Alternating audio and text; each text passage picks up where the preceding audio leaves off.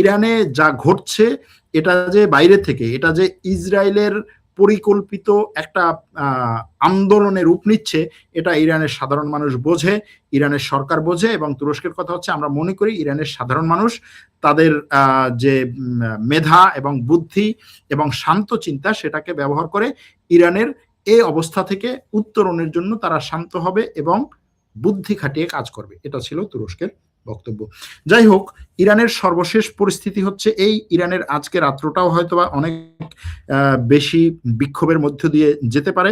আপনারা ইরান সম্পর্কিত সর্বশেষ তথ্যগুলো জানার জন্য অবশ্যই আমাদের টেলিগ্রাম চ্যানেলটি ফলো করতে পারেন। আমাদের টেলিগ্রাম চ্যানেলে প্রতিনিয়ত প্রত্যেকটা মুহূর্তে ইরানের বিক্ষোভের এবং ইরান সম্পর্কিত অন্য যত তথ্য আছে, বিশ্বের জায়গায় যে সমস্ত ঘটনা ঘটে, সেগুলোকে আমরা শেয়ার করি।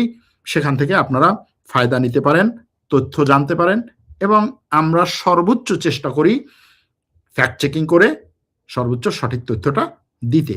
ফ্যাক্ট চেকিং কি, এটা যদি জানতে চান তাহলে আপনারা আমাদের পেজগুলো ফলো করতে পারেন। সেখানে আমরা ফ্যাক্ট চেকিং সম্পর্কে বিভিন্ন ধরনের পোস্ট দেই এবং আমরা ফ্যাক্ট চেকিং কোর্স নিচ্ছি। সেই কোর্সে অলরেডি অনেকেই এই কোর্সগুলোতে ভর্তি হয়েছেন। কয়েকটা কোর্স শেষ হয়েছে, আরেকটা কোর্স এ মাসের শেষ দিকে 15 তারিখ পর্যন্ত ভর্তি, আর 5 দিন ভর্তি চলবে। সর্বশেষ নতুন যে কোর্সটা শুরু হবে ফ্যাক্ট চেকিং কোর্স, আপনারা চাইলে সেখানে ভর্তি হতে পারেন। ফ্যাক্ট চেকিং কেন গুরুত্বপূর্ণ? ফ্যাক্ট চেকিং আপনার নিজের মতকে শক্তিশালীভাবে, জোরালোভাবে উপস্থাপন করার জন্য, আপনার নিজের যে কি বলে চিন্তা, সেটাকে বেশি মানুষের মধ্যে গ্রহণযোগ্যভাবে ছড়িয়ে দেওয়ার জন্য ফ্যাক্ট চেকিং জানার বাইরে কোনো বিকল্প নেই। সুতরাং সত্যকে জানুন, ফ্যাক্ট চেকিং শিখুন এবং সত্যটাকে ছড়িয়ে দিন।